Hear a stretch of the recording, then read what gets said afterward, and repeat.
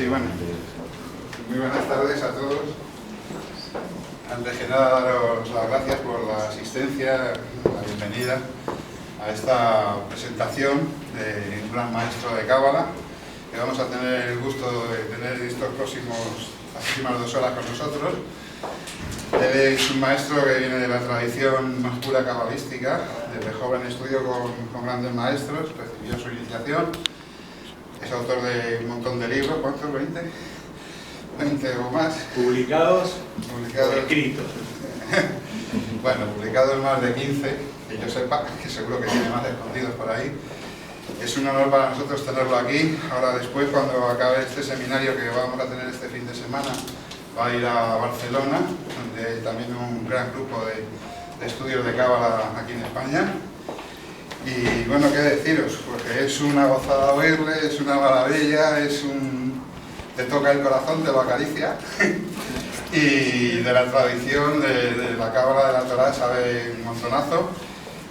Técnicas de sanación, es un buen músico, le encanta la música. Y bueno, yo creo que no hay más palabras, porque las palabras es para este mundo, pero el silencio es para los maestros. Así que os dejo con el gran maestro mío, Jon Stalay. Viene de Argentina, se ha hecho 10.000 kilómetros para estar aquí con nosotros y en Barcelona. Y espero que os guste, que lo disfrutéis y que este fin de semana lo pasemos, pues eso, de corazón. Aquí os dejo.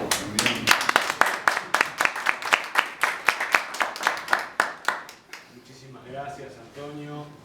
Verdaderamente quiero decir, en principio, agradecer a todos que están aquí, agradecer porque de alguna manera uno tiene muchas cosas que decir, pero es interesante que haya quien quiera escuchar, ¿no? Y agradecer a Antonio, a Conchi, a los alumnos del grupo El Suspiro Cabal, especialmente a Antonio, que es el que gestó todo esto. Les quiero decir que ustedes acá en Madrid, yo tengo experiencia de haber viajado por todo el mundo a través de la Kabbalah y de ver muchos maestros, incluso muchos maestros de la tradición más secreta en Israel, y les quiero decir que Antonio es un gran maestro. Y lo conozco ya hace años, vi cómo él mismo se ha superado a sí mismo, que es lo más importante en una persona. Vi como la voluntad de crecer y de ser cada vez mejor se hace realidad cuando uno lo siente, lo quiere y pone el razón, la voluntad, ¿sí? En ello. Y verdaderamente Antonio me sorprende día a día por la capacidad de sus conocimientos, por la amplitud de criterio en las enseñanzas, por la universalidad, que es importante porque todos somos hijos de Dios, todos. Y por su corazón, porque es una persona simple en el corazón, puro. Me acuerdo que David, después de tantos salmos que escribió, en uno de ellos le dice a Dios: por favor, hazme un corazón puro. Un corazón puro a veces es el don más maravilloso que uno puede tener. No pensar mal del otro, no tener prejuicios, no adelantarse a la opinión ajena, ser puro e inocente en el buen sentido, en el sentido místico. Y Antonio es así. No lo quiero alabar por alabar, porque yo sé que él está sufriendo un poco en este momento. Pero lo quiero decir porque las cosas hay que decirlas. Las cosas hay que decirlas, ¿sí? Verdaderamente, si no, uno no dice nada, ¿se dan cuenta? Pero hay que reconocer verdaderamente cuando tenemos una persona cerca de luz. Antonio, a cualquier persona que tenga un interés sincero en la espiritualidad, él incondicionalmente lo va a ayudar, le va a facilitar el camino, lo va a acompañar, y a veces parece uno más, que esto es importante porque todos estamos aprendiendo en este mundo, ¿sí? A veces uno se dice maestro, pero porque tiene un pequeño pasito, pero dentro de cada uno de nosotros somos todos aprendices. Y el gran maestro es el único, el creador, Hashem, como querramos decirle. El gran maestro es esa energía divina, espiritual, de amor puro, absoluto, incondicional, de la cual todos somos hijos y todos somos alumnos y aprendices. Y bueno, entonces yo quiero, Antonio, públicamente decir que para mí sos un maestro de corazón, te lo digo, más allá del diploma, del título, ¿no? y de muchas cosas, te observo y te veo y siento que aquí hay un grupo de Cábala que es como un cli, un recipiente de luz que genera esa apertura necesaria, ese entusiasmo, esa fuerza para recibir la luz. Con todos los alumnos maravillosos que ya nos conocemos hace años también y hemos compartido un montón de experiencias, y entonces eso es maravilloso.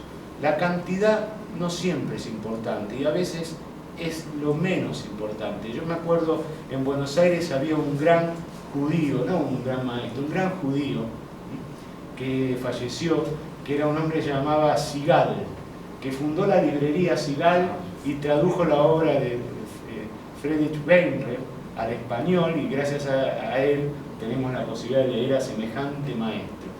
Y este hombre siempre tenía una librería esotérica judía, pero también judía religiosa.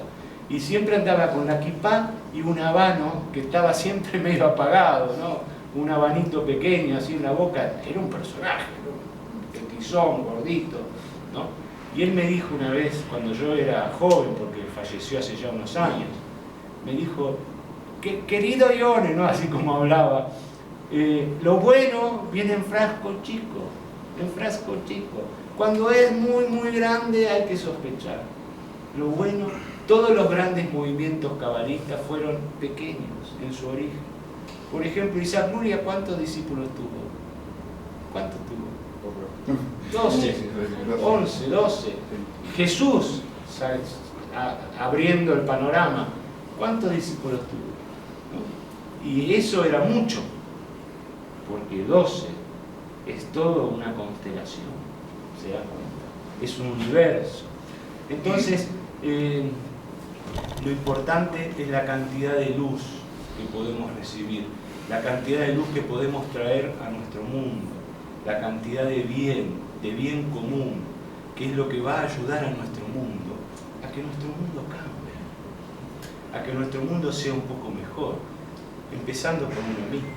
Los grupos de Cábala son como foros de luz en un mar de automatismo quizás, o de inconsciencia o inmadurez espiritual, que pueden servir de guía para que las almas puedan encontrar un propósito, así como tantos grupos espirituales que cada vez abundan más.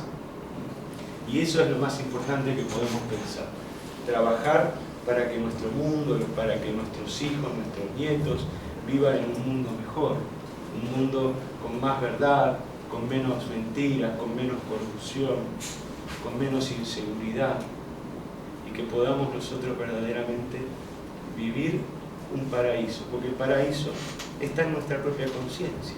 El Gan Edén, que habla la Biblia, la Torá, nunca existió como un lugar geográfico, sino que el Gan Edén es un estado de conciencia que tiene que ver con la mente, con el corazón, con nuestra evolución. Me acuerdo que hay una historia de un hombre que le pide a un ángel que lo lleve al paraíso, ¿no? Al Gan Edén, al jardín del Edén. Y entonces el ángel lo lleva.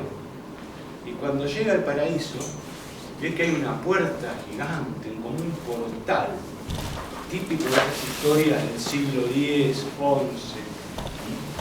Y entonces, claro, se enfrenta a ese portal y dice, estoy en las puertas del paraíso. ¿Sí? Y abre la puerta y ve una mesa larga con muchos cabalistas sentados estudiando y meditando. Todos cabalistas con barba, ¿no? Muchos ancianos. Y entonces el hombre este lo mira al ángel como descreído y le dice, pero esto es el paraíso. Como diciendo, ¿dónde me trajiste? Yo me imaginaba un lugar, no sé, distinto, un lugar tipo paradisíaco, tipo, no sé, como ir a un resort all inclusive en, no sé, si en las Bahamas o no sé, en las islas Fiji, ¿no? Y entonces el ángel se sonríe como diciendo pobre mortal, ¿no? Y le dice, el paraíso, hijo mío, está dentro de cada uno, no está afuera. Entonces él no pudo ver lo que había dentro de cada uno de esos maestros que estaban allí meditando y rezando. Él esperaba la imagen. Y el paraíso es un estado de conciencia, un estado que tiene que ver con lo que uno puede llegar a percibir de la realidad y de la vida. Y por eso la Cábala hoy y cada vez se torna más importante, por muchas razones. Primero porque yo siempre pensé, y lo sostengo como otros, que la Cábala es el misticismo occidental. El misticismo occidental, que está nutrido por las tres grandes religiones monoteístas y todas sus influencias, tiene que ver con la Cábala. ¿Sí? La Cábala es aquello que está en el núcleo interior de todo Occidente, que fue formado en su gran mayoría por el monoteísmo y por lo griego. ¿Sí? Es decir, por lo semita, por lo cristiano y por lo griego también, aunque hay otras influencias.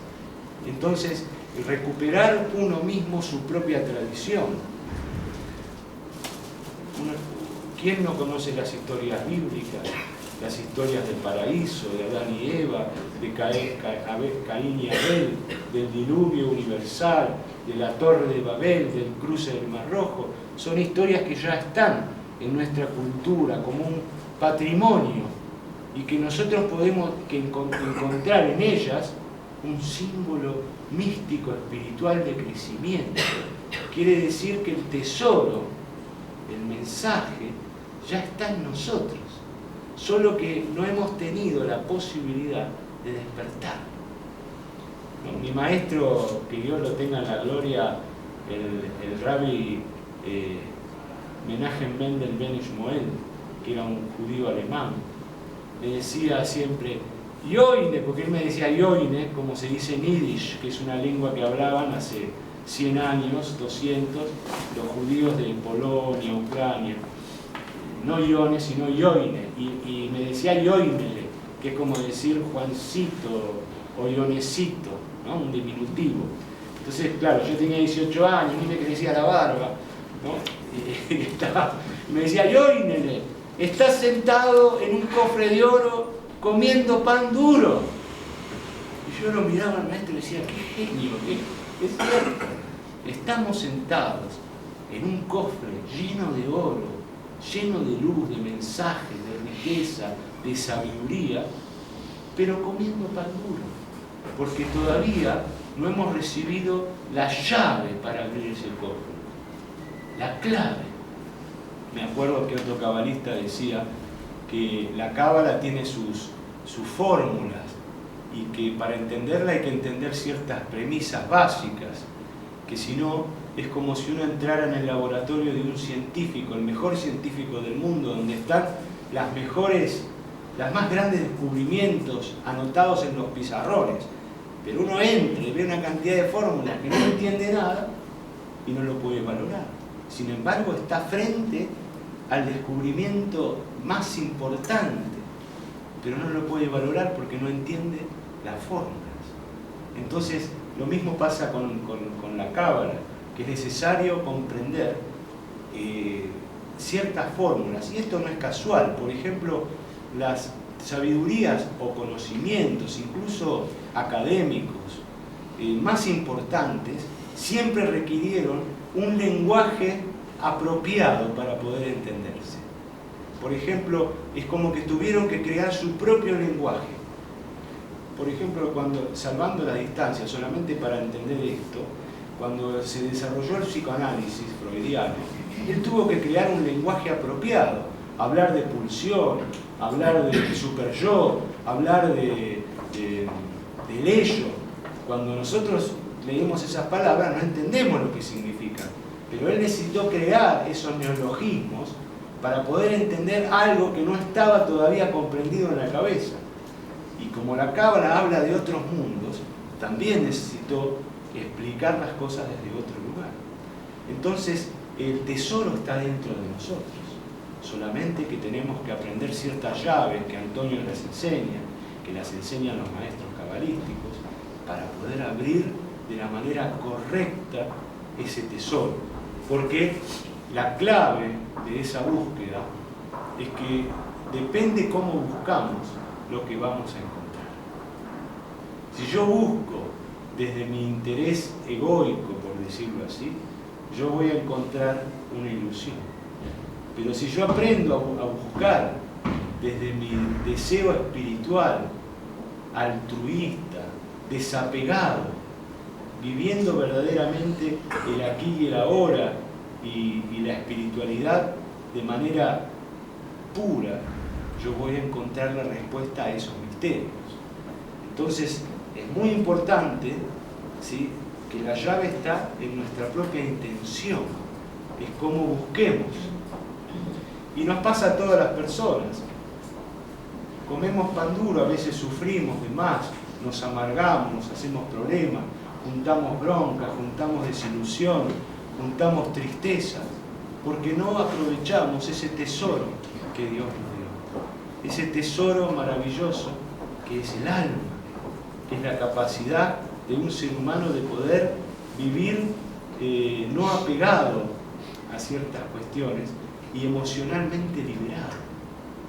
Lo que se llama la liberación espiritual, la redención, la iluminación, valores que son superiores a cualquier valor material, ¿sí?, e incluso egoico que podemos llegar a desarrollar en la vida, como por ejemplo la verdadera paz.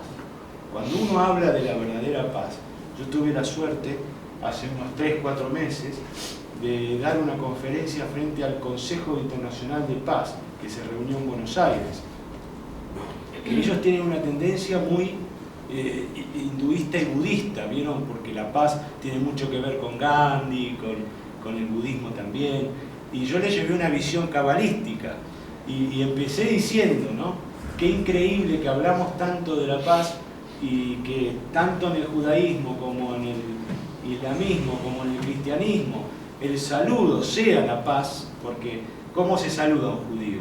Shalom o Shalom Aleichem, que quiere decir la paz sea con vosotros. ¿Cómo se saluda un islámico? Salam Aleikum, que es la misma palabra, la paz sea con vosotros. ¿Y cómo se saluda un cristiano? La paz sea contigo. Es el mismo saludo, y sin embargo que estén peleados. ¿Por qué no se consigue la paz en nuestro mundo? ¿Por qué se pelean las personas? A veces las personas más cercanas. ¿Por qué existe la guerra? ¿Por qué existe la discordia? Porque la palabra paz no se ha entendido. La palabra paz no es solamente firmar un tratado obligado de que vos no vas a tomar nada mío ni yo voy a tomar nada tuyo, pero sin modificarse internamente. Porque entonces es una paz obligada, forzada, y en algún momento va a explotar. Y va a venir alguien que va a decir, no, esto lo quiero para mí. Y va a empezar de nuevo la guerra. Por eso así fue la historia. Sucesión de paz y guerra, paz y guerra, paz y guerra. De hecho hay corrientes que piensan que la única manera de lograr la paz es la guerra. Terrible contradicción, ¿no? Pero existen corrientes semejantes. Y esas corrientes hasta se enseñan en los institutos de educación pública. Entonces, ¿qué pasa? La verdadera paz, desde la Cábala, analizando la etimología de la palabra Shalom, viene de Shalem, que significa integridad, estar íntegro. ¿Por qué una persona no tiene paz y busca la discordia, la pelea? Porque no está bien consigo mismo. No está íntegra. Estar íntegro, en términos cabalísticos, es poder unir las sefirot superiores, ¿sí?, del árbol de la vida, es lo que representa lo que se llama el mojín de la madurez evolutiva espiritual, con las sefirot de las emociones y de la acción, que son inferiores, porque así es el ser humano. Tiene la cabeza, tiene el torso, el cuerpo, que representan emociones, y los pies y las manos que representan la acción, el comportamiento. Estos tres niveles, así hablados a grandes rasgos, dependen de la primera señal. Si uno piensa mal, va a sentir mal y va a obrar mal. Pero si uno empieza a integrar sus partes a través de un pensamiento puro, de un pensamiento que lo reeduque, que le dé una nueva visión de lo que es la vida y la existencia, seguramente que esto va a salir. Y de esto se trata la Kabbalah. La Kabbalah, que puede ser definida de mil maneras, incluso hace poco vi una conferencia de Antonio definiendo la Kabbalah de una manera brillante, ¿no? La Kabbalah puede ser definida de muchas maneras, y una de ellas, que tradicionalmente se enseña, es que es la reeducación de la voluntad de una persona, del deseo de una persona, ¿sí?, en armonía con las leyes universales de la creación, o en armonía con el bien común universal. Uno diría, ¿por qué la reeducación? Porque la educación que hemos recibido, en ciertas formas, es incorrecta, está mal, ¿sí? Hemos recibido una educación mayormente egoísta. No sé si ustedes han escuchado alguna vez el tango argentino. Seguro que sí, porque es mundialmente, hasta en Japón se escucha. Y hay un tango famoso que se llama Uno, ¿sí?, que dice: el que no llora no mama, y el que no mama es un gil. Gil es como un gilipollas parecido, ¿no? Entonces, claro, hay que ganarse la vida, hay que arrebatar la fortuna, hay que sobreponerse, y con esa mentalidad negativa, ¿sí?, desprovista de fe, desprovista de que existe una abundancia natural, siempre vamos a estar fracasando.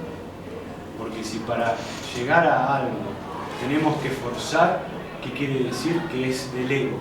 El ego es el que busca controlar las cuestiones, ¿sí? Todavía estamos inmersos en una visión pequeña que es el ego. Cuando nos abrimos al amor, la visión se amplía. Perdón.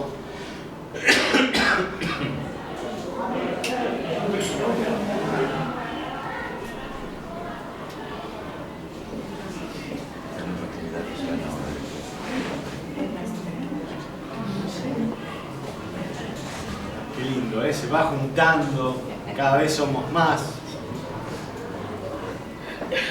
Bueno, ¿qué tal? Bienvenido. Sí, me se enteraron que hay cábala y vinieron de todos lados. Es que hay una cosa africana. Sí, hay una actividad africana.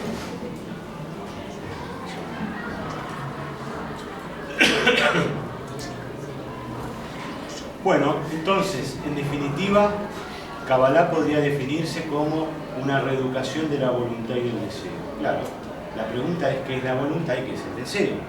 La voluntad y el deseo, desde la Kabbalah, pertenecen a la esfera de Keter, ¿sí?, del árbol de la vida, que vendría a ser como la corona, el nivel más elevado de una persona, el nivel que incluso es misterioso, ¿sí?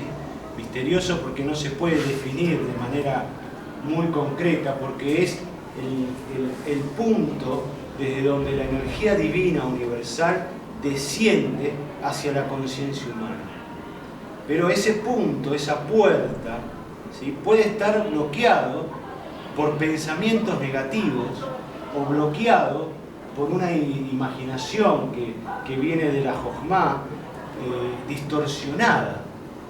Y entonces, de esa manera nosotros, como si a una manguera que transporta agua le apretáramos y no podría fluir la corriente esa de agua, o en este caso, de luz. Entonces empezamos a tener menos energía, menos luz, y de esto surge lo que se llama el mundo de la oscuridad, o el mundo de las tinieblas, donde nosotros tenemos menos energía. Y al tener menos energía, no tenemos la suficiente lucidez, el suficiente brillo de Bahir, el suficiente esplendor de Zohar. ¿Se dan cuenta? Y entonces estamos bloqueando la energía divina en nosotros, a través de nuestras propias ideas y pensamientos e imaginaciones, que es todavía algo más sutil, porque el pensamiento formado ya se encuentra en una instancia más por debajo, que se llama la biná del alma, donde está el pensamiento racional, la tebuná, el entendimiento, pero en la jojmá del alma existe la imaginación. La imaginación es el combustible de la mente. Es con que la mente funciona. Todo lo que imaginamos después se torna real. Por eso hay que tener cuidado con lo que imaginamos, porque la mayoría de las penas que el ser humano sufre son aquellas que ha imaginado en algún momento de su vida. Quizás como miedos, quizás como situaciones que uno no quisiera, pero cuando no quiere algo y no lo quiere y está todo el día pensando en eso, obviamente que lo está alimentando secretamente. Por eso en la Cábala se enseña que lo que le damos atención crece. Hay que ver a lo que le damos atención en la vida. Por eso la atención plena tiene que estar puesta al servicio de lo positivo, de lo constructivo y de lo espiritual, y no al servicio del miedo, que sería el ego. Entonces, en Keter nosotros tenemos, por ejemplo, la virtud de la fe que es la emuná en hebreo. Es aquello que nos permite a nosotros incorporar la presencia divina en nuestras vidas. Cuando yo hablo de incorporar la presencia divina en nuestras vidas, yo sé que ustedes lo entienden, pero vale la pena aclararlo. No estoy hablando de religiosidad, no estoy hablando de ser de judío, ni de ser cristiano, ni de ser cabalista en un sentido religioso, para nada. De hecho, para la Cábala, la religión, la palabra religión no existe, ¿sí? Sino que es conocimiento. Lo que se está hablando es que nosotros podamos verdaderamente incorporar ese principio espiritual, porque normalmente nos manejamos con creencias. Las creencias son supuestos que muchas veces no los experimentamos realmente, no los sentimos. Entonces creemos que Dios existe, pero no lo estamos sintiendo en lo profundo de nuestro ser. Por eso obramos muchas veces equivocadamente. Y sentir verdaderamente a Dios tiene que ver con la emuná, ¿sí? La emuná, la fe, quiere decir poder sentir a Dios que vibra dentro de nosotros. Es como David, que en un salmo dice: gustad y ved que Dios es bueno. O sea, cuando habla de gustad, como si uno comiera una fresa. De hecho, hay meditaciones cabalísticas que se hacen con la comida, porque ustedes saben que en un alimento, ¿sí?, en la palabra alimentación en hebreo, contiene también la palabra ángel. ¿Cómo se puede explicar esto? ¿No? Que Mahal y Mahalaj tengan las mismas letras, alimento y ángel. Que uno se está comiendo un angelito, pobrecito, no. Un ángel es un mensaje divino con una acción determinada. Si uno, por ejemplo, ingiere una espinaca, vamos a suponer, aquí se dice espinaca, Sí. esto va a representar un nutriente específico que aporta determinadas energías al cuerpo. Este nutriente no es más que la luz infinita, el Or Ein Sof, que está contenido en el alimento, porque el Or Ein Sof está contenido en toda la creación. De hecho, todo es luz. Todo es Or Ein Sof, o luz infinita. Aunque parezca que fuera todo diferente y que fuera todo material, lo material fue creado de esta energía metafísica. Entonces, cuando nosotros comemos, también estamos ingiriendo la luz infinita.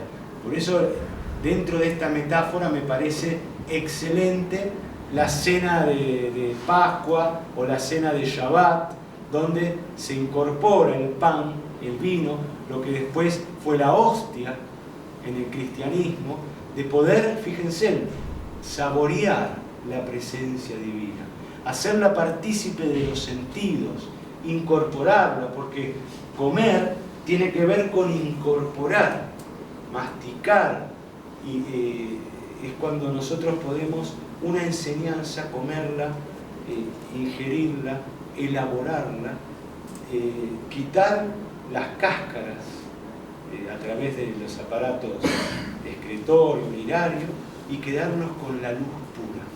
Y este es el proceso mismo de un aprendizaje, un nuevo aprendizaje, empezar a probar las cosas de otra manera. Entonces David dice, gustad y ved, ¿sí?, que Dios es bueno. Porque verdaderamente el bien y el mal, como dualidad, existe en la conciencia del hombre que tiene libre albedrío. Pero Dios es unidad. Dios no es dualidad, al contrario, es la unidad, como dice el Zohar, la unidad en la unidad, o sea que es la unidad unificada. Es la unidad elevada al máximo misterio de la unidad, lo cual resulta un poco incomprensible, salvo en niveles meditativos lo podemos captar. Por eso uno de los temas que vamos a ver el fin de semana es la meditación, como un tema que nos posibilita abrir determinadas puertas, ¿sí?, que de manera experiencial, de manera de la experiencia, la vivencia. Entonces, una cábala para el mundo de hoy es una sabiduría que nos permite aprender a aprender, reeducar en la voluntad humana, el deseo, reeducar la fe, pero no con creencias. Mirá, a mí me contaron que Dios es esto y lo otro. A mí me contaron que esto y lo otro. No, yo quiero vivir. Quiero que mi maestro, que Ishtam, el hombre puro, me diga, esta es la clave para vivir esto. Tomá, esta es la escalera. El maestro no es el que te va a decir lo que vos tenés que sentir. Eso es relativo, es cuestionable. El maestro es el que te va a dar las herramientas para que vos puedas despertar. Es lo mismo que cuando uno va a un psicoanalista, y disculpen mis metáforas con la psicología, es que yo estudié y atendí mucho durante muchos años y lo tengo muy impregnado, y uno la cábala con ciertas cuestiones de la psicología, no todo. Pero, por ejemplo, un psicólogo no le va a decir al otro lo que el otro tiene que hallar. Es el otro el que tiene que decir, ah, ahora entiendo, ahora me di cuenta por qué yo tengo tanta bronca hacia estas cuestiones, porque esto tiene que ver con aquello. Y ese clic que hace la persona, la hace por sí misma, aunque el psicólogo, o el maestro en este caso, lo fue llevando hacia el punto donde no quedaba otro que hacer esa reflexión. El arte del maestro es llevar a las personas a ese punto sin decirle la respuesta. Que la persona pueda, y entonces ahí se adquiere como una experiencia ese aprendizaje. De la otra manera, es de segunda mano. Otro lo vivió y yo ahora lo tengo como creencia. Y las creencias de segunda mano pueden servir a una persona pequeña, a un niño, ¿sí?, pero no a alguien que necesita vivir la experiencia para transformarse. Entonces, una de las premisas de esta nueva educación es que tenemos que poner de nuevo todo sobre la mesa y volver a pensar. ¿Pero qué es el amor? ¿Existe el amor? ¿De qué manera en el ser humano? Si hay tanto egoísmo, si cada persona hace siempre algo por un interés, aunque oculto, personal. ¿Existe la fe? Si las personas ¿en qué creen? En algo que nunca vivieron ni experimentaron. Entonces, ¿qué es eso? ¿Fe o creencia? ¿Por qué festejamos tantas fiestas espirituales juntándonos y comiendo hasta morir? Y acá, en Europa, es más entendible, ¿no?, que comer, no sé, si se come aquí turrones y pan dulces para Navidad y ese tipo de alimentos. Se llama así, ¿no? Turrones. Sí, sí. Turrones en español. Bueno, Allá en Argentina hace 35, 40 grados y se come turrones, lechón. Ay, Dios mío, está todo el mundo enfermo, ¿no? Una contradicción terrible. ¿Por qué? Una creencia repetida sin una verificación. Hagamos la fiesta como, no sé, con fruta. Incluso no era lo que Jesús comía en su momento, en la Navidad, o los padres, ¿no? Ellos comían otras cosas, tenían otra alimentación. O sea, nosotros repetimos sin comprender.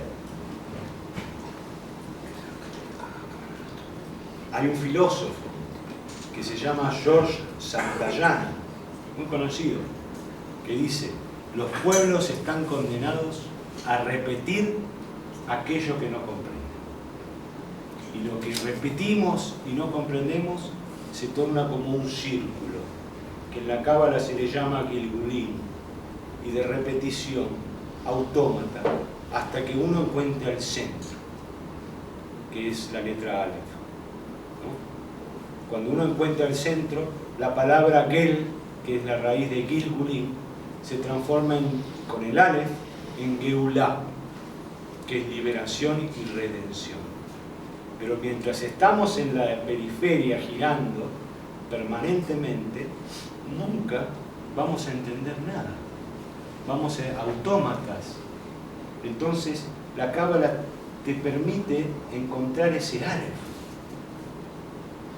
replantearte la creencia. Y a través de este atributo de Keter, que es la fe, preguntarte y aprender la verdadera fe. La verdad de la fe. La Emet Be'emuná. La verdad de la fe. ¿Cuál es? Todos me imagino, perdón, disculpen mi tos, me imagino que conocerán el episodio del maná. Bueno, a Antonio ni le pregunto porque conoce todo de la Cábala, no sé. Es una biblioteca andante. El episodio del maná en la Biblia, ¿lo conoce? Sí. Sí, ¿no? Entonces no lo explico tanto. El tema es que en un momento los israelitas en el desierto, habiendo salido de Egipto, que salían a la liberación de la conciencia, pero viviendo en el desierto, que es el desierto de la vida, donde uno todavía no tiene todo claro, dirigiéndose a la tierra prometida, pero todavía estando en transición, tienen hambre, porque claro, el hambre es un gran motivador de las necesidades básicas. Por eso el ayuno es algo muy espiritual, pero el hambre es una necesidad básica, no se puede quitar. Lo que sí se puede hacer es esculpir, mejorar, ¿sí? Porque si uno vive con la energía del hambre, se torna desesperado, ¿no? Entra el pecado de la gula y el hambre no es una buena dirección. Pero es algo imposible de frenar. Pero sí se pueden hacer ayunos donde el hambre desaparece y uno se conecta con otras cosas. Pero en este caso el hambre estaba, porque todavía los israelitas no estaban corregidos, no estaban rectificados. Entonces Dios hace llover pan del cielo. Ese pan del cielo se llama maná. ¿Sí? En hebreo manjú. Pero ese pan del cielo tenía una condición muy interesante, que solo uno podía comer lo que iba, o podía tomar lo que iba a comer ese día. No podía acumular para el otro día y vender maná después, ni siquiera para sí mismo, porque se podría. Ese pan del cielo duraba solo un día. Entonces, bueno, hubo quienes quisieron guardar, pero no pudieron, se les pudrió, no les sirvió. Y hubo quienes comieron lo que ese día, saciaron su hambre de ese momento y después se entregaron a la fe y dijeron, bueno, Dios proveerá, mañana será otro día. Bueno, esta enseñanza es fundamental porque tiene que ver con una fe experimentada, con una fe sentida. Y tan fuerte es el concepto que si nosotros tomamos la palabra manjú, maná en hebreo, y la palabra emuná tienen las mismas letras. O sea que es la misma constitución en distinto orden, lo cual no afecta el valor de la suma de los números que tiene cada letra. Es el mismo valor y es la misma energía. O sea que el maná es el alimento de la fe. La fe es aquello que te permite vivir en el presente, en el aquí y ahora, y no estar permanentemente preocupado por lo que mañana va a pasar. Una de las grandes trampas de nuestro mundo moderno, que nosotros mismos hemos creado, porque no es cuestión de echarle culpas a nadie, ¿no? Una de las grandes trampas y algo que constituye al estrés y a la infelicidad es no poder vivir el aquí y el ahora. Estar siempre preocupándose por lo que mañana va a pasar o no va a pasar. Entonces, de esa manera, siempre estamos tensos y nunca podemos disfrutar la vida. Porque estamos siempre pensando en que hoy voy a tener, sí, y mañana. Hoy Dios me dio para mi jornada, y mañana, ¿qué va a pasar? Por eso, en la Cábala se habla de la palabra Hineni, que es una palabra que ustedes ya conocen, que es el nombre que yo le puse a nuestros grupos de estudios, Hineni, que quiere decir el arte del aquí y el ahora, la posibilidad de estar aquí y ahora. Y la fe solo se revela cuando uno está en el aquí y ahora. Pero ¿qué pasa? La trampa del mundo es que el mundo te proyecta hacia el mañana. El aquí y ahora no tiene sentido. El mundo te proyecta hacia el mañana y te ancla en el pasado. Tiempos proyectados y no reales en la conciencia, sino reales en un sentido relativo, psicológico. Pero el tiempo real es este instante aquí y ahora. Este mismo momento, en este instante, hay una magia que se revela cuando podemos percibir, sentir. Y es esa magia del aquí y el ahora y del presente lo que constituye una de las puertas para desbloquear a través de la fe la energía que desciende.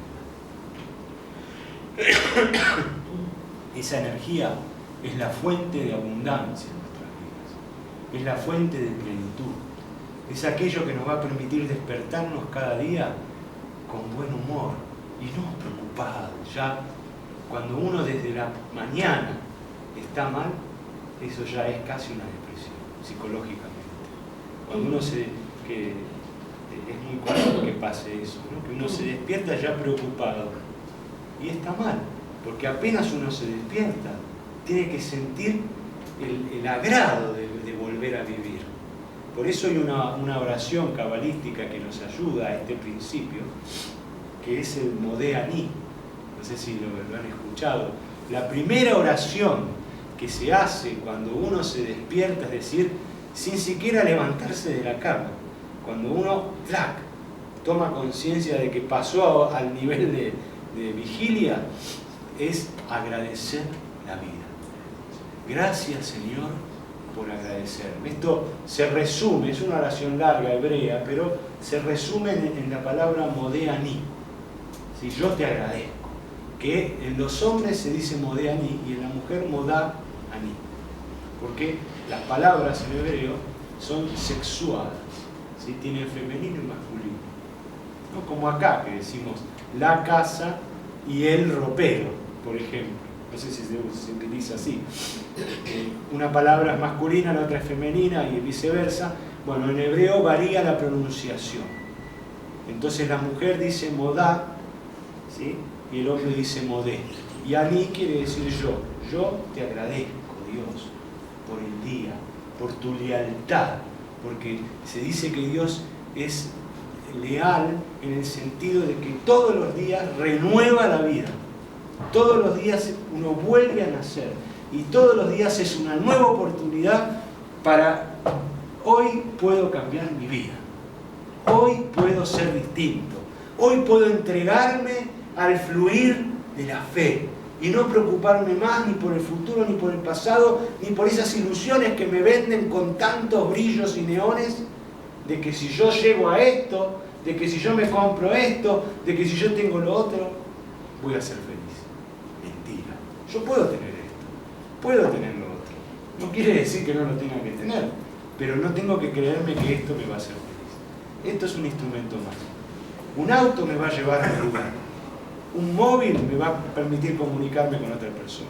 Una casa me va a permitir descansar, tener mi cueva segura, porque es la cueva que el hombre de antaño buscaba para que los animales, en este caso los delincuentes, no nos ataquen. ¿Me comprenden? Entonces uno tiene una casa. Y así cada cosa va teniendo su lugar, pero no el lugar del ser, el lugar del alma. Desde el alma, desde el ser, desde aquello que no es externo, que compramos, que podemos verdaderamente ser felices. Y eso es vivir en el maná, es vivir en la emuná, es vivir en la fe. ¿Sí? Fíjense ustedes que la frase Dios proveerá, famosa, ¿se acuerdan? Viene de Isaac y de Abraham. ¿Se acuerdan de Abraham e Isaac? Padre e hijo, y el sacrificio de Abraham y de Isaac. Ahora me voy a inspirar más. Vos mandame. ¿No? Abraham tenía que sacrificar a Isaac. Y entonces Isaac no era un niño, tenía 36 años ya, ¿no? Eso no lo cuenta la Biblia, pero se deduce. Y entonces le dice el padre al hijo, vamos al monte a hacer un sacrificio. Y llevan la leña, llevan el cuchillo, llevan todo, la soga para atar al becerro, al cabrito, ¿no? Pero no había cabrito, no había becerro, no había nada. Entonces el hijo naturalmente le pregunta al padre, Padre mío, ¿y a quién vamos a sacrificar? Y sin saber que era él al que iban a sacrificar. Claro que todo esto es un símbolo, no hay que tomarlo literalmente. Entonces el hijo le pregunta al padre, ¿a quién vamos a sacrificar? Esta pregunta se puede trasladar a muchas cosas de la vida. Frente a grandes preocupaciones de la vida, uno dice, ¿y cómo vamos a hacer? Cuando uno se queda sin nada. Acá, en España, como en Argentina, ha pasado gente que se ha quedado sin nada. Y uno se pregunta, ¿y cómo voy a hacer? ¿Cómo vamos a hacer? Con nuestro piso, con nuestra familia, con la educación de nuestros. ¿Cómo vamos a hacer? Y Abraham sabiamente le responde, Dios proveerá. Uno diría, bueno, pero esto es algo que se puede prestar al delirio, a la, ¿cómo decirlo? No me importa, a una dejadez, a una resignación. Pero no era el sentido, sino que Abraham le contestó en hebreo, Hashem iré, que exactamente no significa, como fue traducido Dios preverá, sino que significa Dios verá. Dios verá cuál es la salida a esta situación. Se dice en hebreo, Hashem iré lo. ¿No? Lo que en la frase original, porque Hashem es como una palabra que reemplaza el nombre de Dios. Se dice Elohim iré lo. Le dice Abraham al hijo, Elohim, Dios, iré lo, verá. Dios verá, Dios va a saber cuál es la salida. Nosotros mantengámonos firmes en la fe. No nos dejemos atrapar por el miedo, por la inseguridad. No nos dejemos atrapar por la ilusión, porque Dios está en todas partes. Todo es Dios. No existe nada que no sea Dios. Nada. Es la conciencia la que no comprende eso.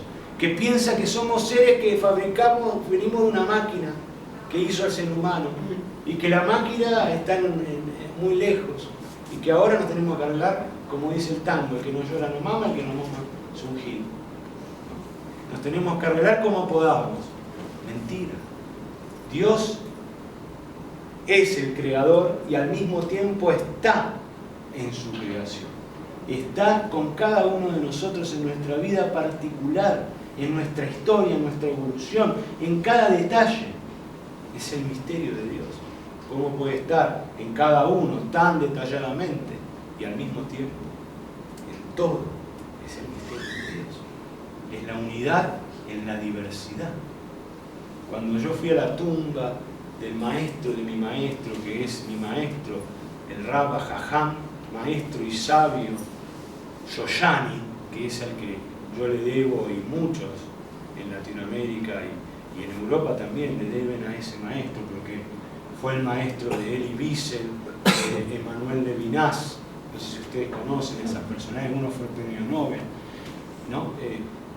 En la tumba él, que conseguí descubrirla porque es una tumba pequeña en Montevideo alejada, dice un salmo que dice: te conozco desde antes que fuera formado. Desde antes que fueras creado, yo ya te conocía. Dios le dice a David: antes de que te hubieran engendrado tus padres, de que tus padres se hayan amado, antes yo ya te conocí. ¿Cómo nos va a conocer Dios todos nuestros detalles? Por eso es que nosotros estamos permanentemente en contacto con ese poder directivo supremo, divino. Pero ¿qué pasa? ¿Cómo lo tomamos? No lo podemos percibir porque nuestra educación fue de otra manera. Fue con un Dios de la culpa. Fue con un Dios que está arriba, serio, ¿no? Distante del hombre, y uno está acá abajo y hace lo que puede. Y no es así, según la cabra de salud. No es así. Entonces el hijo le pregunta al padre: ¿dónde está el cordero? Y el padre le dice: Elohim iré lo, Dios verá. Y Dios vio, y todo se solucionó porque no fue sacrificado, sino que adquirió un nivel espiritual mayor Isaac. Porque aparte Isaac tiene que ver con esto de la restricción. Pero cuando nosotros maravillosamente vemos las iniciales de Elohim Hashem, de Elohim, Irelo, ¿cuáles son las iniciales? A ver si ustedes me pueden decir. Elohim, ¿cuál es la primera letra? La A. Iré, la Yud. Y Lo, la.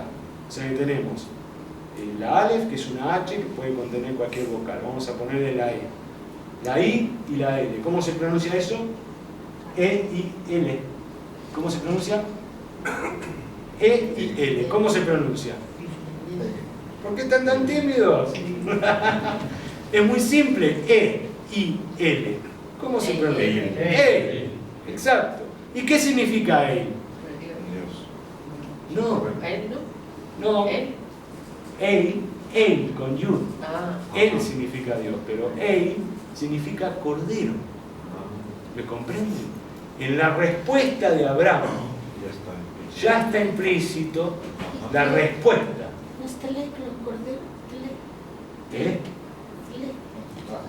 Esa es la excepción. El cordero, que también se dice Telé. Te puede decir de otra manera, pero El también significa cordero. El, Aleph, Yud, Lamed. ¿Sí? Entonces, fíjense ustedes, qué interesante que en la respuesta de Abraham se encuentra la respuesta a todos los problemas. ¿Por qué? Porque la respuesta no es tener la respuesta. La respuesta a los grandes problemas de nuestra vida, Baruch Hashem, es tener fe en Dios. De que todo está en un camino, de que no hay nada al azar, de que no existe el capricho del destino, que todo es para un bien. Pero si uno quiere la respuesta, porque quiero la respuesta, porque yo quiero la respuesta, no la va a tener. Porque primero no es la respuesta. Primero es el estado apropiado para abrir el cofre de oro en el cual que nosotros tenemos. Primero la fe, primero el estado ideal de unión del ser humano con el todo. Y ahí vienen las respuestas. porque las respuestas no aparecen si uno no está con la intención, con la cabana adecuada. Me acuerdo, en una época, yo viví en Montevideo, en Uruguay. ¿No? ¿Conocen Uruguay? Es un país muy lindo, ¿sí? Todo rodeado de río y mar, y playas de arena.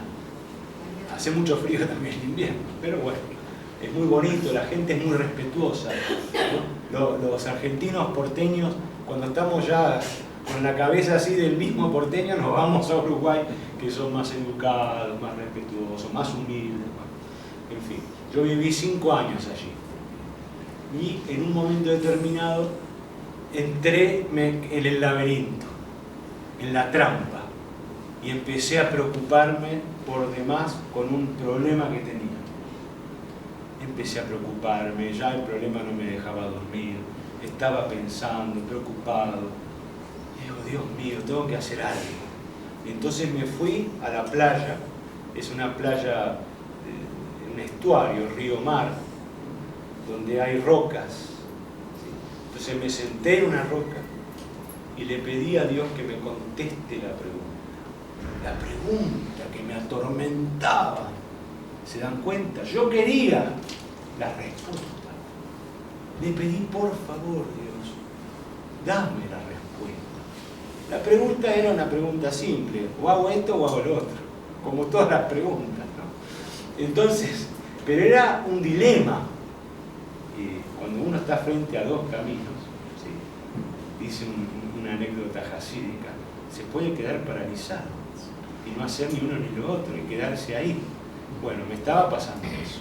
Entonces le dije a Dios con todo mi corazón, por favor, ayúdame. Y yo sentí que Dios me respondía desde mi propio corazón. Me decía, haz una meditación, medita. Entonces dije, muy bien, y me puse a meditar. Gracias a Dios yo conozco ciertas técnicas que te llevan sí o sí, estés en el estado que estés, porque son técnicas físicas hasta incluso, que no te permiten distraerte, en fin. Entonces las empecé a aplicar. Era un día de sol primaveral, frente a ese río que vieron que le dicen el Río de la Plata, porque cuando le da el sol parece plateado. En realidad, cuando el conquistador llegó, que creo que fue el español que conquistó, no sé si fue el Cano. No, el que No sé en México, pero Juan de Garay fue el que fundó Buenos Aires. Sí, pero el que descubrió el Río de la Plata es conocido. Orellana puede ser. No. Orellana fue el origen. No, Pizarro es entero. Bueno, no importa, ya lo buscaremos en Google, como hoy. Y entonces, cuando él llegó, no le llamó el Río de la Plata, lo llamó el Río Jordán, el río cabalístico, porque Yardén o Jordán significa descender la luz. Y yo estaba con todas esas ideas, estaba en el río Jordán, a orillas del río Jordán, como dicen los salmos y las lamentaciones, que estaba lamentándome, ¿no? Y entonces Dios me dice meditar. Empecé a meditar, hasta que en un momento se abrió el canal y empecé a recibir el influjo divino. ¿Vieron cuando uno medita y empieza a sentirse que el cuerpo se vuelve transparente, se eleva, empieza a sentir una paz que es de adentro? ¿No es incomparable, porque no es algo de afuera, sino que es algo interno, es como una paz conocida, pero perdida, una paz que uno reconoce, un estado maravilloso. En ese estado maravilloso yo sonreía a la orilla del mar, del río Jordán, o el Río de la Plata, y en ese momento mi mental entró de nuevo, ya calmado, y me dijo, ¿te acordás de las preguntas? Y yo dije, ah, sí. Y me reí y dije, qué absurda que era. ¿Se dan cuenta? Eran absurdas las preguntas. No tenía ningún sentido preguntar eso. Estaba mal enfocada la pregunta, la cabaná, la intención era incorrecta, nunca iba a haber respuesta que me sirviera. Eso pasa mucho en muchas preguntas muy importantes que tenemos, la pregunta está mal formulada, entonces no hay respuesta, ¿sí? Por ejemplo, si una persona está enferma y dice, ¿por qué a mí? No hay respuesta, está mal hecha la pregunta, es incorrecta, ¿me comprenden? Bueno, yo no preguntaba eso porque eso ya lo había superado, pero entré en otra cuestión negativa. Y Perdón, aquí dice Juan Díaz de Solís. Juan Díaz de Solís, ahí está, mirá qué rápido. El internet nos sirve, es una herramienta usada. Cuando Solís llegó y vio ese río, lo bautizó como el Jordán. Después le cambiaron el nombre al Río de la Plata porque es un río que cuando le da el sol hace unos brillos plateados.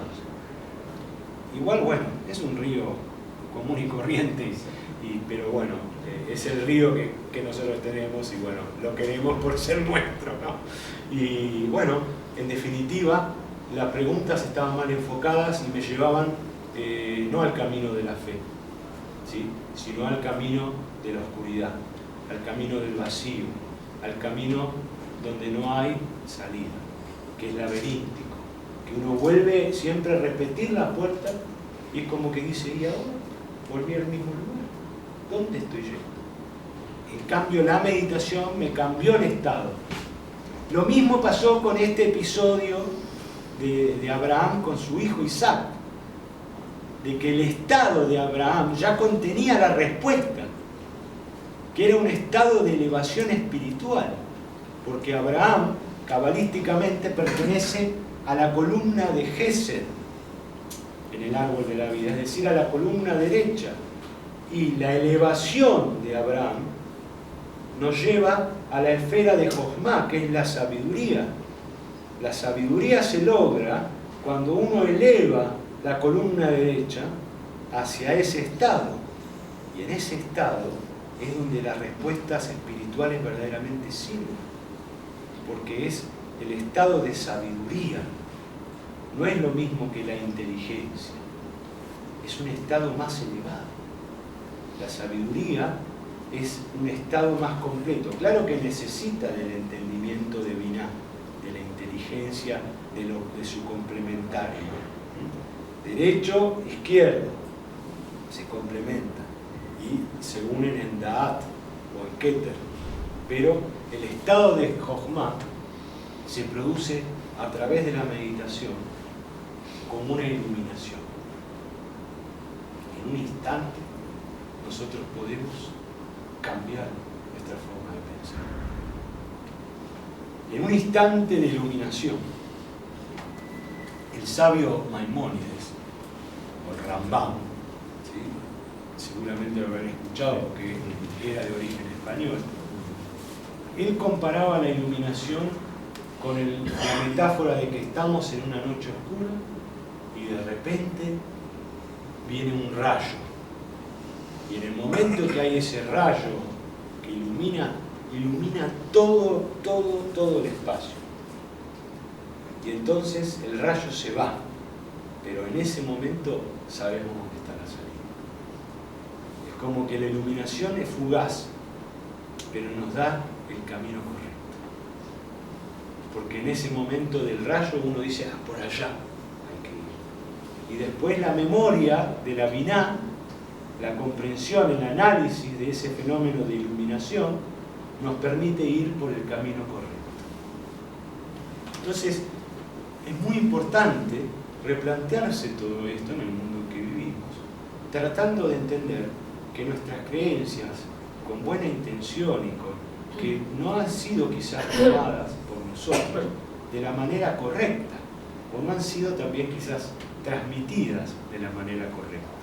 Quizás se han centrado mucho en dogmas, ¿no? Donde el dogma es vacío.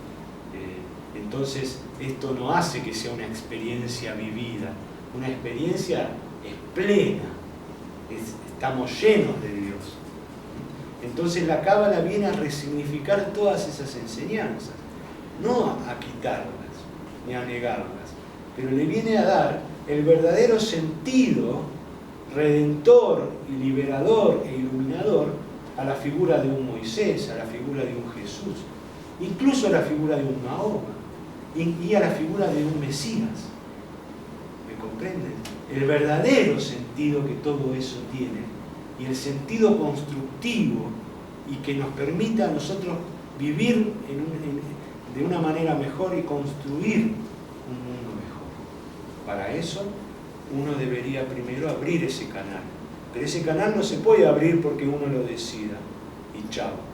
Obviamente tiene que haber una decisión interna, pero tiene que haber una reeducación. La Cábala se dice que es como un entrenamiento en la fe. ¿Por qué? Porque es un imún a emuná.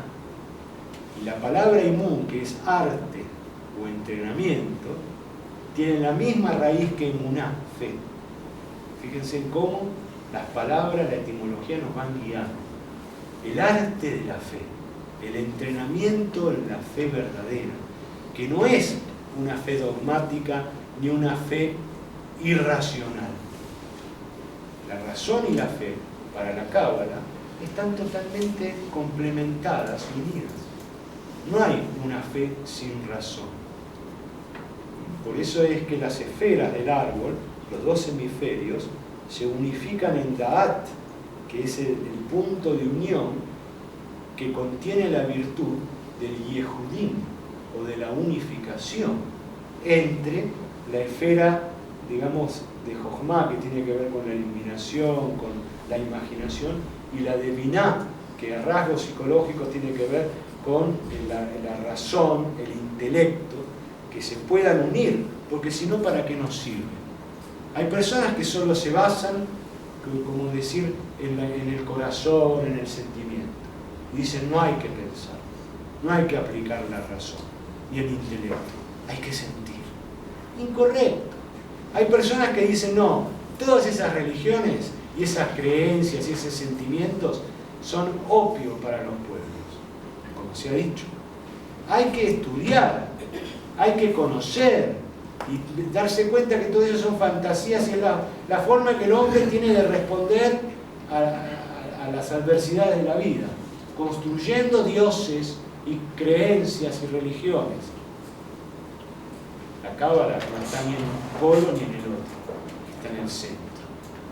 La Cábala no va a construir ídolos momentáneos ni dioses pasajeros, sino que el Dios que realmente promueve la Cábala es el Dios universal.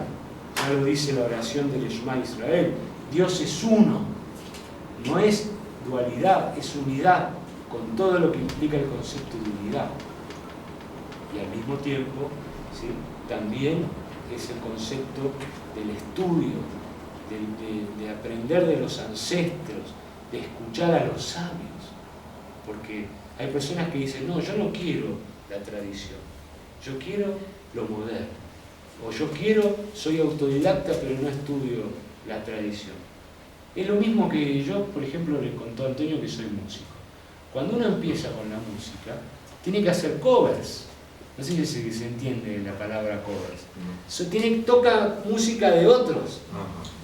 Porque hasta que uno pueda componer, pasa un tiempo. No es así. Ahora está el músico que no quiere tocar nada de nadie y que quiere componer, porque él es él, yo soy yo. Y entonces ese músico tiene menos amplitud y va a aprender menos, porque es imposible ser totalmente autodidacta en la música, cuando hay tanto descubierto que uno va a superar a Mozart, ¿no? Y es lo mismo, o quizás más todavía, en la Cábala. Uno puede ser autodidacta, pero tiene que estudiar a los maestros, a la tradición.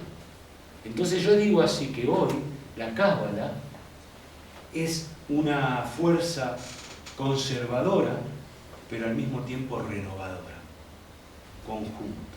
Conservadora porque vamos a ir a estudiar la obra de la Torá, de Isaac Luria, del Maimónides, de los sabios, hasta incluso contemporáneos. Pero renovadora porque cada uno tiene que hacer de ese conocimiento, transpirarlo, vivirlo, gustarlo, comerlo, ¿sí? Que le entre ese conocimiento. Así como Adán comió de esa manzana con Eva, y fue un conocimiento simbólicamente expresado con el comer de un fruto, lo mismo nosotros con este conocimiento. Renovarlo sí quiere decir hacerlo de uno. No que uno estudie algo que sea de otro, sino hacerlo de uno. Y esto que nosotros hablamos desde la Cábala, uno lo puede ampliar a cualquier disciplina, porque la Cábala puede ser una estructura maravillosa para cualquier sistema de educación al mismo tiempo. Hay un núcleo esquelético fundamental en la Cábala que sirve para aplicarlo a muchas situaciones distintas. Entonces, esto es muy interesante y es importante entender que finalmente estamos frente a un cambio de paradigma en el mundo, el cual la Cábala es un representante, sobre todo en el mundo occidental. Cada vez hay más centros de Cábala, cada vez hay más gente y grupos de Cábala. ¿Por qué? Porque es una necesidad, ¿sí? Incluso está escrito de que a partir de esta época y de un poco atrás tiene que todo este conocimiento ser conocido. Años atrás era secreto, no era compartido de manera tan sencilla. Hoy es expresado para toda la humanidad. Esta reeducación tiene que ver con un cambio de paradigma, tiene que ver con un cambio de percepción de la realidad. Ya no podemos seguir percibiendo las cosas y la realidad de la manera que lo hacíamos antes, porque eso nos lleva al caos, al sufrimiento, a las guerras, a la injusticia, a la pobreza, hoy y a la infelicidad. Hoy tenemos que percibir la realidad de otra manera. Por eso yo a veces me aventuro a traducir la palabra Cábala ya no solo como recepción, sino como percepción, a pesar de que es una traducción propia. Pero es interesante porque nosotros percibimos todo lo que nos ocurre y lo elaboramos. Y depende de esa elaboración, que depende de las creencias que uno tenga, es como vamos a padecer las cosas. ¿Me comprenden? Si uno, por ejemplo, los traumas nunca son cuando sucede el hecho mismo traumático, sino en el segundo momento del trauma, cuando uno interpreta eso que le pasó. O sea, la interpretación, la percepción, la creencia que tenemos de las cosas son las que verdaderamente nos influencian y nos hacen creer que las cosas son de una manera u otra. Entonces, si nosotros podemos ir a ese punto que se encuentra en la Jojmá, ese punto, porque es cómo percibimos la luz. Si nosotros podemos ir a ese punto, podemos sanar todas nuestras enfermedades. Como lo vamos a hablar en el seminario en Cábala y Sanación, de cómo uno puede hacer un proceso de sanación verdaderamente volviendo a replantearse el problema y entendiéndolo desde una base espiritual. Y esto es maravilloso. Por ejemplo, ¿han leído alguna vez a Friyot Capra? Tú tenías que haber leído porque no hay algo que no hayas leído.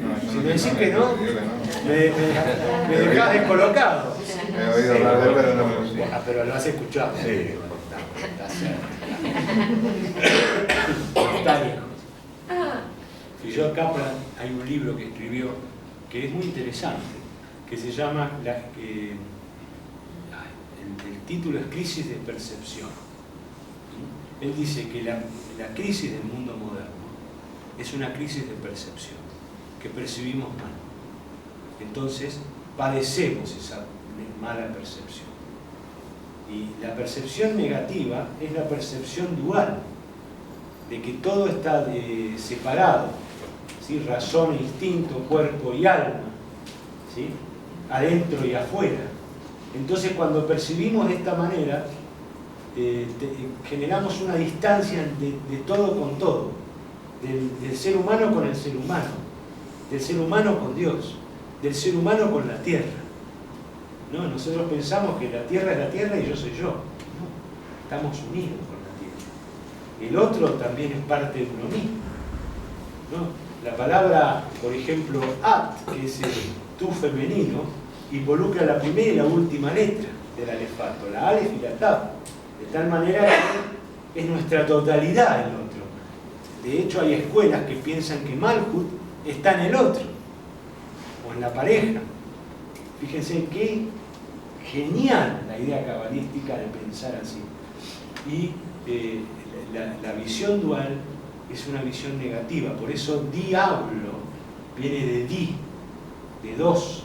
En cambio Dios es la visión unificada.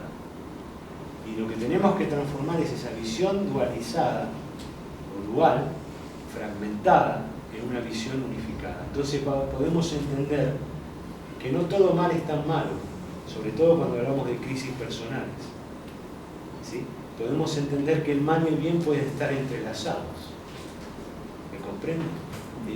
No quizás en cuestiones groseras, aunque siempre hay una razón en todo que desconocemos, pero sobre todo en nuestra propia vida, cuando somos aquejados por algo que nos disgusta, por lo cual sufrimos, por una enfermedad, por un disgusto, y nos quejamos, pensar que capaz que detrás de ese disgusto hay algo. Pensar que detrás de las apariencias hay una profundidad. La clave de la sanación es eso. Por ejemplo, hay me adelanto un poquito, hay famosa la metáfora que la conocéis del Zohar de la ramera. ¿Te acuerdas? Pobre, lo meto en cada breta. Sí, no, la conozco. Creo que yo una vez te la conté. Exactamente. Él estaba en algún compartimiento del disco duro, pero tuvo que buscar entre millones de... Y tac, tardó 3 segundos. La metáfora de la ramera, no sé si la conocen, está escrita en el Zohar, es muy interesante, que dice que un rey tenía un hijo que era muy virtuoso y que le quería nombrar sucesor, pero antes lo quería probar. Un rey ideal, ¿no? Como si habláramos de Camelot, lo quería probar para ver si era digno de ser el sucesor del rey. Entonces, para ello contrata una ramera y le dice a la ramera: por favor, te voy a pedir que seduzcas a mi hijo una y otra vez hasta que ver si él está verdaderamente formado en la dignidad, donde el sexo no es puro algo animal, sino que es parte de lo divino y de lo sagrado. No es que el cabalista sea un retrógrado, pero al contrario, cuando uno ve el sexo animal, el placer es mucho menor. ¿Me comprenden? En cambio, el sexo, cuando está conectado con Dios y es a través del amor, la energía que desciende en el acto amoroso es una iluminación prodigiosa. Entonces eso, para que poder generarlo y traer almas santas al mundo, tiene que ser cuidado. Y eso es lo que se llama Shomer Abrit, el guardar el pacto. ¿Me comprenden?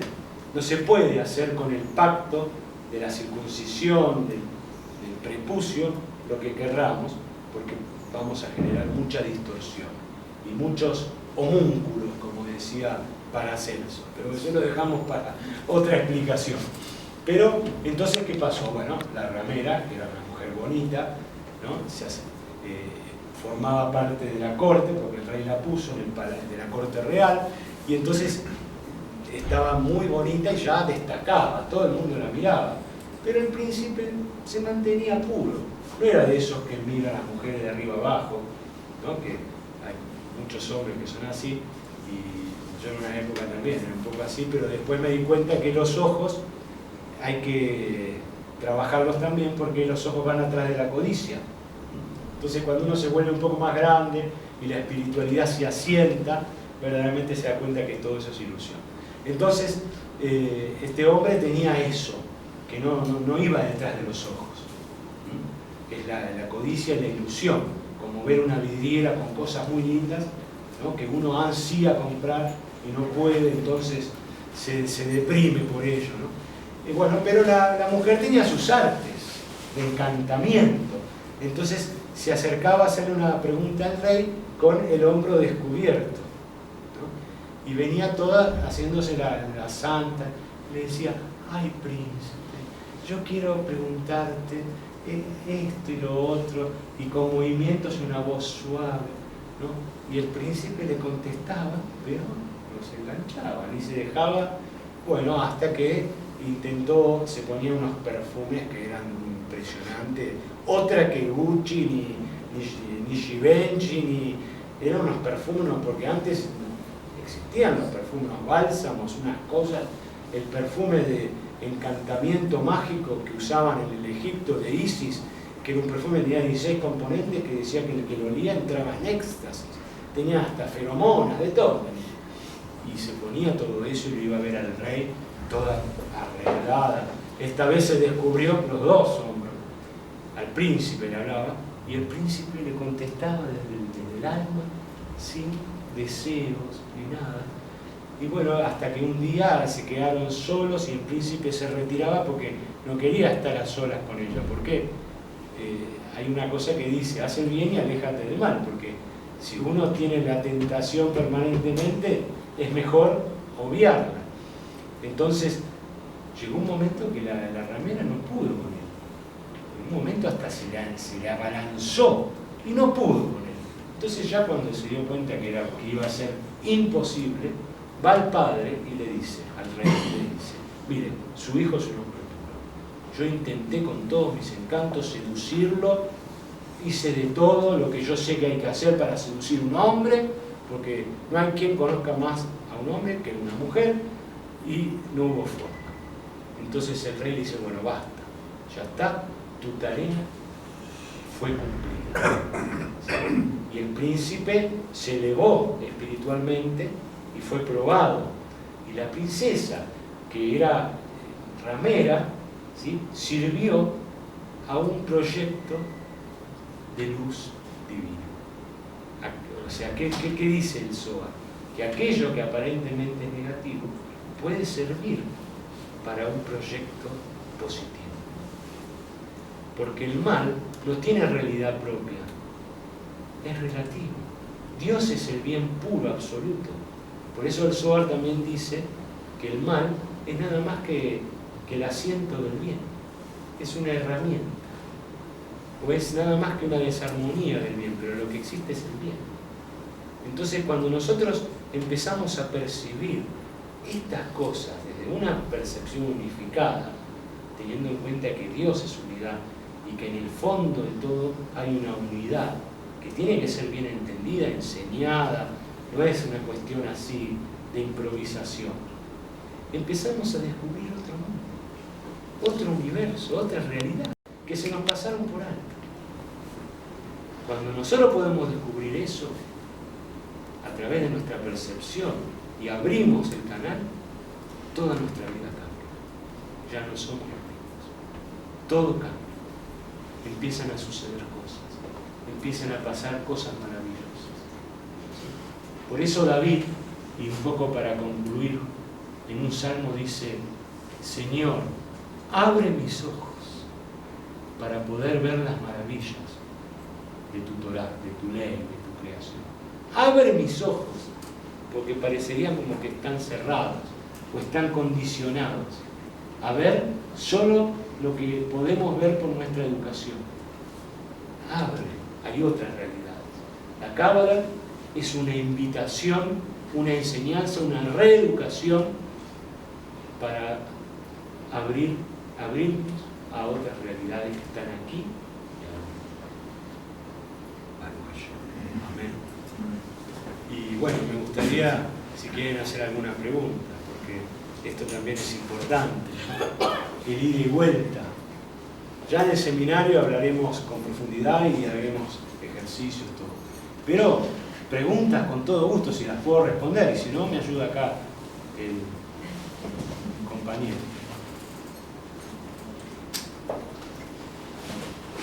Tú no me hagas preguntas porque me vas a hacer quedar mal. A mí me llamó la atención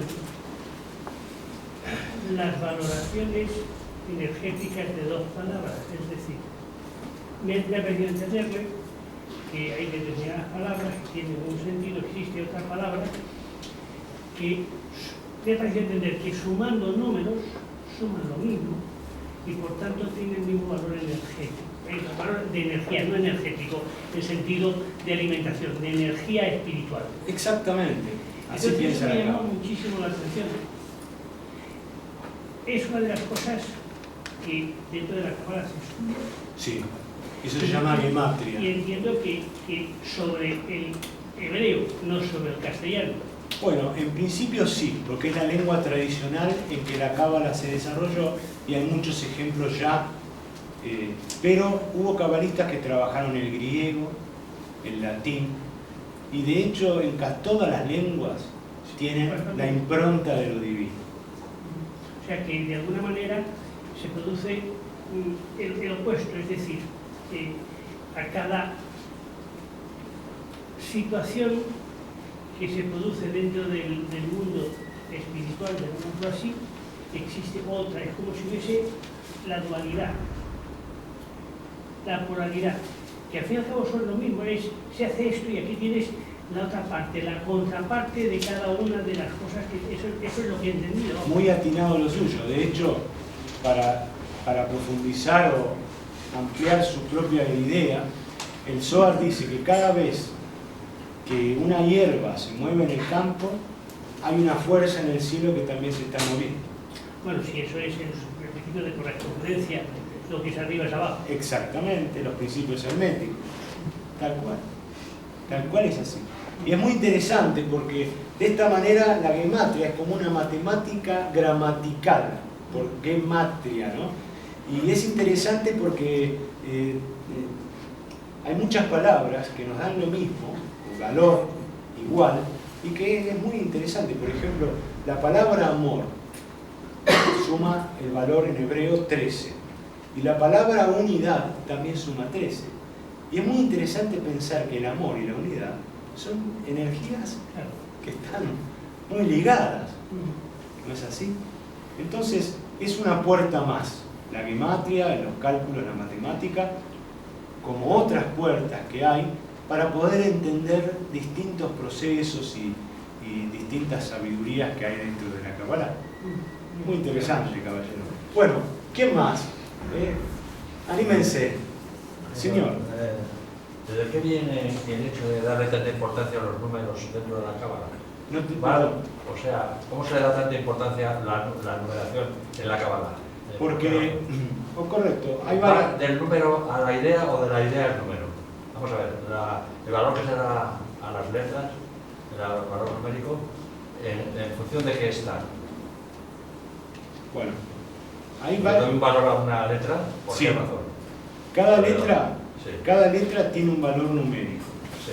Por lo tanto, una palabra suma un valor que es la suma de sus letras, que cada una tiene un valor numérico. Sí, pero ¿por qué razón se le da? Ahí va.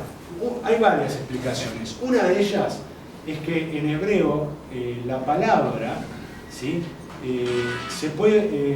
Se asocia al número por lo siguiente. Por ejemplo, en hebreo la palabra contar una historia es similar a contar números. Por lo tanto, un texto también es una sumatoria de valores. ¿Me comprende? Y entonces uno puede comprender que hay dentro del lenguaje una matemática implícita. De hecho lo hay. Por ejemplo, hay un poema de Jorge Luis Borges, que es en español, o en castellano, ¿no? Se dice aquí, ¿no? Bueno, no importa. Y que usted, por ejemplo, suma todas las letras y busca la letra del medio y la letra es Aleph. Y el poema se llama el Aleph. Pero a veces no es consciente. Hay una magia en el lenguaje, porque el lenguaje nos ha sido dado como un plus al ser humano. Está bien que se fue formando, pero la capacidad de comunicarnos, dicen los cabalistas, que fue un influjo que Dios nos dio, que es distinto a los animales, y que ese lenguaje pertenece al otro lado, al lado espiritual que se incorpora en lo humano. Fíjense todo lo que podemos hacer con el lenguaje. Podemos construir, destruir, hasta la magia tenía que ver con palabras mágicas. Además, la música y la poesía es matemática pura, ¿no? ¿Es matemática? Bueno, de hecho, el estudio de la Cábala son 3 disciplinas. Torá, que sería el texto, ¿sí?, de los 5 primeros libros, y todos los textos. ¿Sí? Matemática y música. Allí usted lo dijo. Las 3 cosas juntas hacen a la teoría cabalística en su conjunto. Fíjense en qué maravilloso, porque dice que la música afecta al plano emocional, La música es un transformador. Usted escucha una pieza de música y se transforma inmediatamente. La Torá pertenece al tema del intelecto, del pensamiento, que es el texto, la poesía. La Torá es un poema. Es un poema antiguo, como escribían. No todos los poemas son métricos, tipo el gran famoso Quevedo, ¿no? ¿Cómo fue el Quevedo? Era, o el que escribía una métrica perfecta, español genial, un monstruo de la... Bueno, Góngora. vieron que hay escritores españoles que son perfectos en la métrica. Bueno, pero hay poesía, por ejemplo, libre, como la de Walt Whitman, un poeta americano, que es, los americanos hacen cosas buenas también. Pero ahora se hace poesía también para el ordenador. Lo deja el ordenador que, según tengo entendido, se puede hacer poesía. No me digas. El ordenador hace poesía. Entonces, ¿cómo la hace? También guarda esa... La métrica, la matemática, y la música es matemática.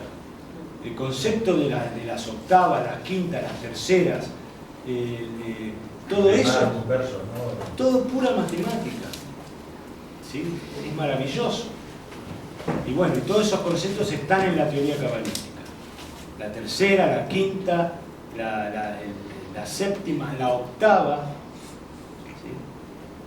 Toda la armonía, la melodía, en la matemática todos los conceptos. Por ejemplo, allá en Buenos Aires yo tengo el privilegio de conocer a uno de los matemáticos más grandes de Argentina, que es no sé cuántos niveles de máster en matemática tiene, y es cabalista.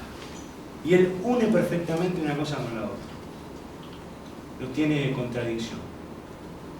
Claro, es un matemático de alto nivel y un cabalista de alto nivel, y en esos altos niveles él puede unir. ¿No? Muy interesante su pregunta, caballero. En la sala de Henares suele haber cada X tiempo reuniones de matemáticos. De alto standing, claro, no son matemáticos de... No, claro, ellos se Se reúnen. unen, sí, claro, sacan incluso hasta todos los adelantos que han hecho dentro de Porque la matemática está 100 años adelante de la física, hoy en día. Hoy 100 años es Una brutalidad. una brutalidad.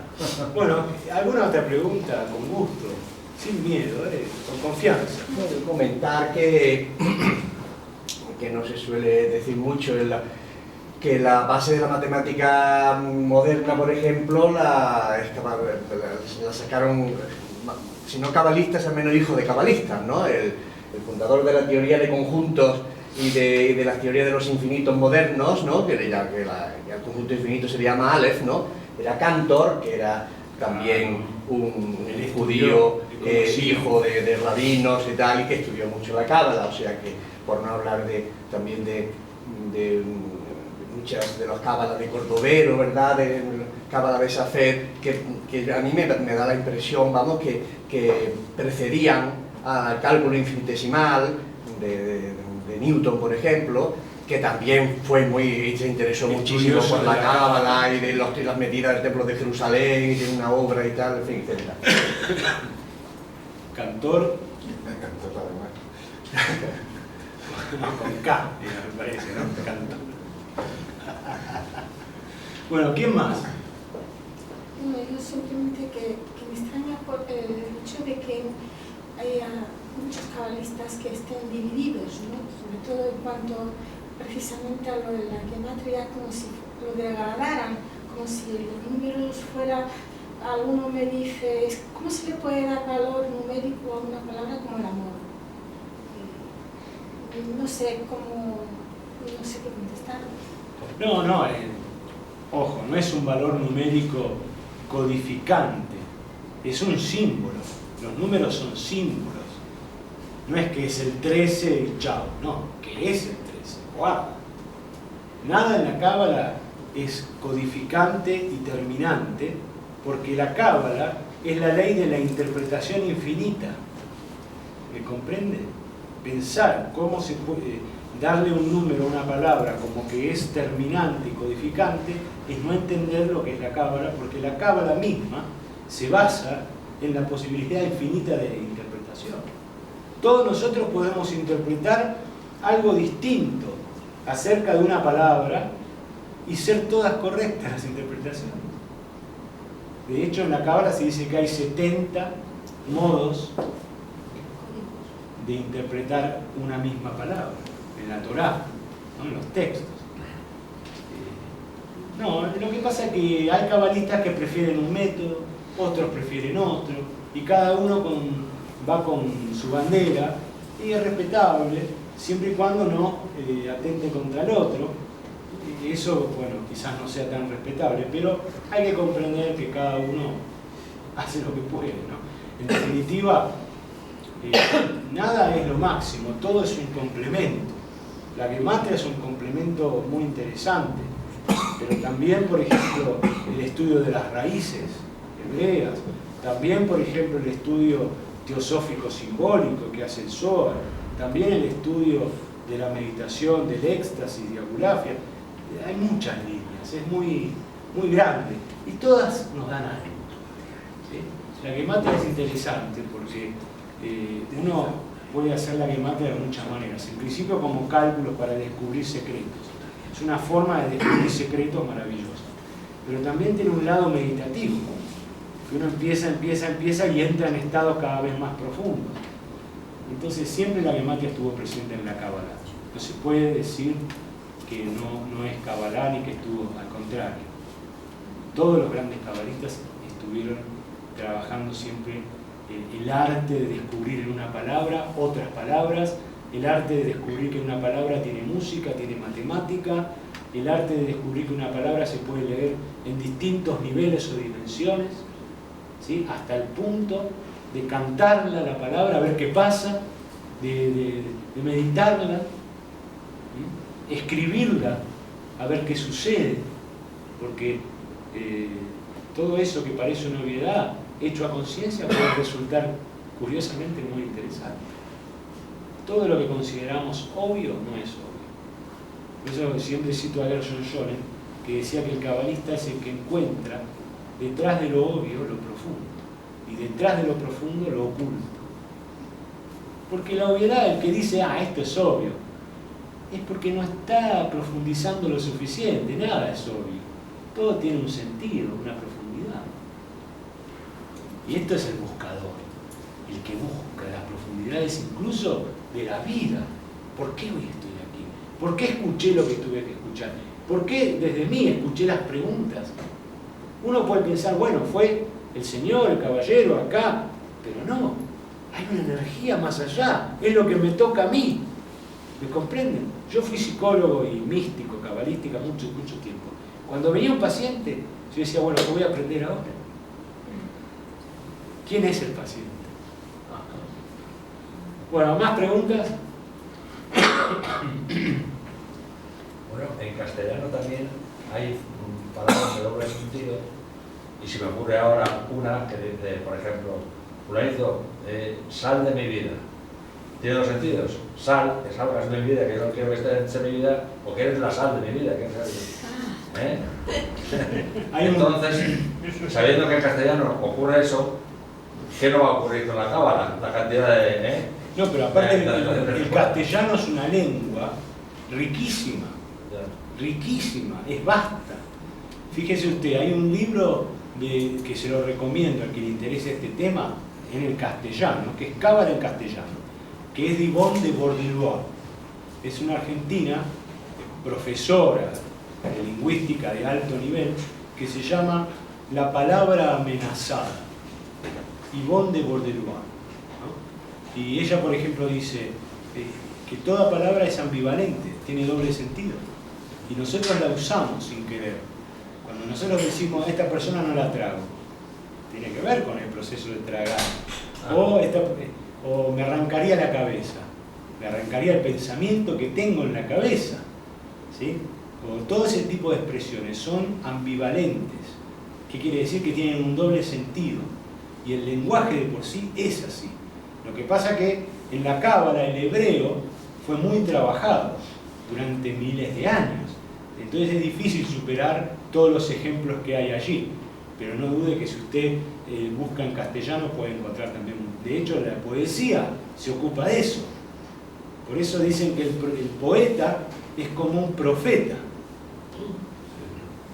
Y de hecho los cabalistas escribimos mucho poesía profética, que solo se puede hacer cuando uno entiende el lenguaje español o castellano de la manera esta que simboliza, hay dos mundos implícitos, ¿no? Hay distintos niveles.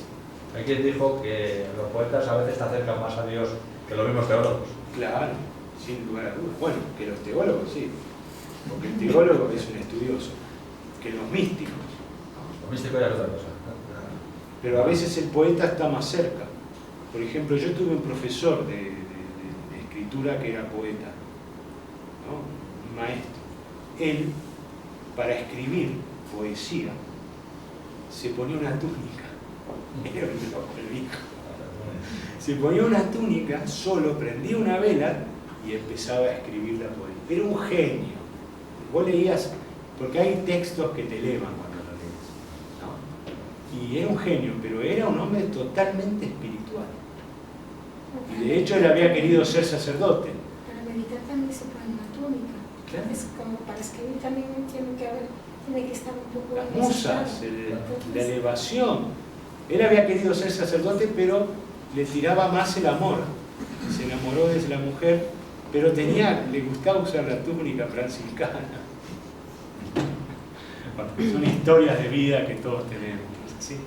Bueno, entonces me encantó esta reunión, muy ameno, los veo muy verdaderamente comprometidos, así que para mí es un honor, un privilegio. Gracias a Antonio nuevamente, gracias a Conchi que me albergan y me dan la posibilidad de venir, y a todos ustedes, gracias a la cámara y a las que están filmando, que será para otras personas también. Y bueno, nos vemos en el seminario. ¿Listo? Bueno, Baruch Hashem, bendiciones y nos vemos.